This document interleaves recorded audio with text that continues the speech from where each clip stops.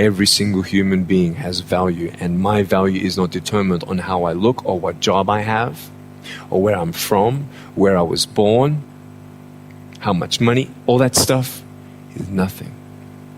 So many teenagers, tease each other for how we look, and I tell the teenagers, do you think that I'm cool enough to be your friend? They're like, yeah, of course.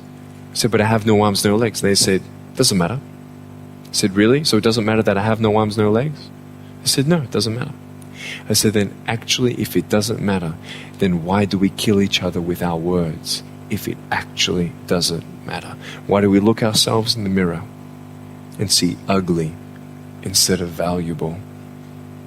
I want to ask you today, what are you looking for? If I gave you $1 billion, would you be happy? If you gave me $1 billion, I'd be very happy. But then if my mum dies tonight, am I happy? No. With all the money in the world, I'll never be happy. Right? Because money is something that cannot heal the soul. So many people put me down and say, Nick, you look too weird and no one's really your friend and you can't do this and you can't do that. And I couldn't change anything. It's not like just fixing my hair one day and everything's fine. It's not like, just whatever. I couldn't change my circumstance. I couldn't just one day wake up and say, hey, give me arms and legs. I need arms and legs. You know what I mean? Like, I went to a bodybuilder, and said, can you make me some arms and legs? No joking. Bodybuilder, you get it? Right? So here's the thing. I go up to people, can you give me a hand? Just joking. But it was so hard because people put me down. And I started believing that I was not good enough. I started believing that I was a failure. That I'd never ever be somebody who people would like or people would accept. And it was so hard, man. I thought to myself, I can't go on the soccer field like everybody else, and I can't ride my bike, and I can't skateboard, and all these sort of things. And I started getting depressed. I thought, what kind of purpose do I have to live? I mean, are you just here to live to die? I mean, is there not a purpose for me? Is there not a purpose in life? And I had questions and no answers. And I asked my mum and dad, why did this happen? I asked doctors, why did this happen? They don't know. There are some things in life that are out of your control that you can't change and you got to live with. The choice that we have, though, is either to give up or keep on going.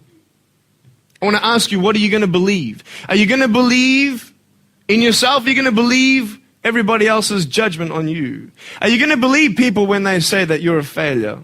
Well, no one really likes you, no one really cares about you. And it's not really to say that, hey, you need someone to come up and say, hey, really, I like you, I care about you. No, it's not that, but it's the fact that people put you down. People don't even look you in the eye.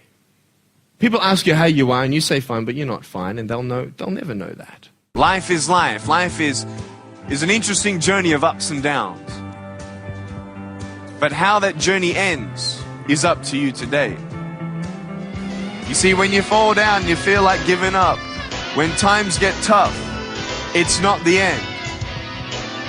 The question is, are you going to finish strong?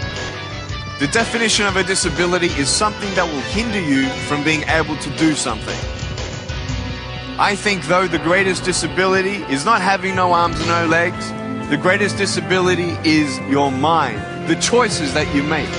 The question is, are you going to make the right choices? Are you going to make the choice to have your life in its right perspective? Are you going to make the choice to get up instead of give up?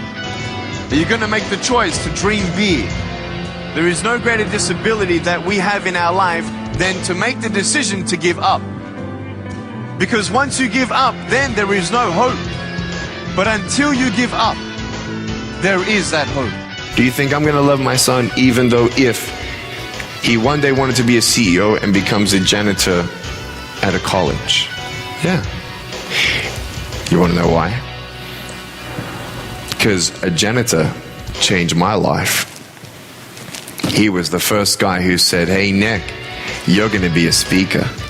And I said, Mr. Arnold, you're a crazy old man. I said, what am I going to speak about? He said, you're going to share your story. I said, I don't have a story. He says, yes, you do. I said, no, I don't. He said, Nick, you know what? You're here in high school. You got to go speak at that spiritual group. I'm like, no way am I doing that. No way. I'm not speaking to those 10 people. I'm not going to go to the Christian nerd section. And for 3 months, he would chase after me and say, Nick, go speak, go speak, go speak. And I said, no, no, no, no, no. And finally, he twisted my arm. I said, yes. And I went there and I spoke for a couple minutes and I saw her go crying. I'm like, are you okay? She said, I said, what's wrong? She said, no. Why are you crying? She said, I was just touched. And I'm thinking, who touched her? I tell you, life is interesting. Life's a journey. See this phone here? Let's say that I want to go to the phone, right? And I start from over here. Now, to get to the phone, it's not like I'm going to start meditating and going and float across the air, right? It's not going to work. It's not like I'm going to go, it's not going to work. So I have to take one step at a time, one step at a time, one step at a time. You can only take one step at a time. I don't care how big your step is, it's only in one. You understand? So it's like one step at a time. And you take steps in this direction, you take steps in that direction. Sort of get lost along the way, and sometimes you fall down. Now, to illustrate my point, I'm going to jump off the table, do a back twist, and land on the floor. Okay? Is that cool? Are you ready? Oh, there's a clock there? Okay, can you move the clock for a second, please? Beautiful, beautiful. Just put the clock back there. If I did that, I'll break my arm or something, you know what I mean? But honestly, along the way, you might fall down like this. Ready? So what do you do when you fall down? Get back up. Everybody knows to get back up, because if I start walking, I'm not going to get anywhere. But I tell you, there are some times in life where you fall down and you feel like you don't have the strength to get back up. You sort of put a mask on your face when you come to school and pretend that everything's okay when it's not, and you go home and lay in your bed when no one's looking at you, when you don't have to impress anybody, and you're yourself. And fear comes in. You know the fear that you have as soon as you walk into the doors of your house. Maybe there's a broken home. Maybe you have doubt in your life.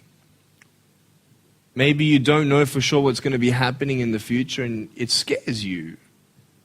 Maybe you're worried about what people think of you, what people say about you. Just that fear paralyzes you. And I just want to ask you today, do you think you have hope? Because I tell you, I'm down here, face down, and I have no arms, no legs. It should be impossible for me to get back up. I mean, you go home and tie the legs and arms of your brothers and sisters and like push them down and see how long it's going to take them to get back up. You know what I mean? You know, you can tell them that you'll see them tomorrow. You know what I mean? But this is the thing. It should be impossible for me to get back up, but it's not. You see, I will try 100 times to get up, and if I fail 100 times, if I fail and I give up, do you think that I'm ever going to get up? No. But if I fail, I try again and again and again. For as long as I try, there's always that chance of getting up. Does that make sense? And it's not the end until you've given up. And just the fact that you're here should persuade you that you have another chance to get back up. There's still hope. I'm not here today to tell you that I understand your pain. I don't know how it feels to be abused. I don't know how it feels to feel, quote, fat and you've got an eating disorder. I don't know how it feels to have a broken home. I don't know how it feels, but I know how it feels to have a broken heart. And I know how it feels to be alone. And I want you to know that I found my strength in Jesus Christ, and you're going to find your strength in whatever you find it in. But I just want you to know that it's not the end. It matters how you're going to finish. Are you going to finish strong? And you will find that strength to get back up like this. My passion is to encourage people, to inspire people to be all that they can be. I found my purpose, I found my strength, and I want you to find yours. Don't be afraid of failing. Every time you fall down, every time you fail, you learn something new. You're ready for the next one. You've learned how not to do something. Well, then learn from it and move on. Leave what's behind and press forward. You can only win if you don't give up. Go for it. Don't let anything hold you back. If nothing's holding me back, what's holding you back? I want to make sure that every single day that you are alive, that you make it count and you take the sweeter choices of life that God has given you. Because I want to ask you right now, if this was your last 30 seconds to breathe, how would you be remembered? Were you a giver, encourager, or were you a taker? Were you a bitter person? Did you encourage people to, in your actions, in your life, did you help them or did you discourage them? Did you take that time to say, hey, how you doing? And they look to the ground and say, oh, I'm okay. No, look at me. How are you doing? We are here for one another. This is the ministry. This is Jesus. This is the light.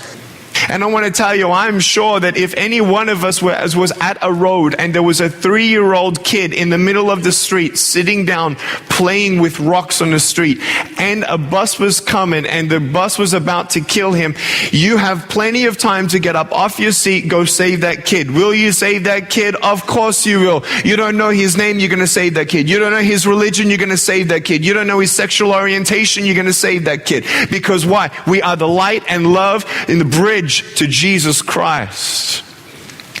We need to understand that it's not just doing what we think we need to achieve or have.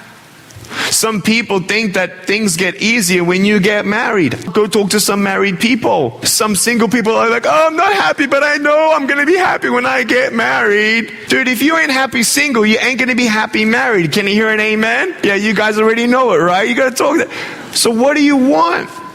How do you act? Who are you? Make today count.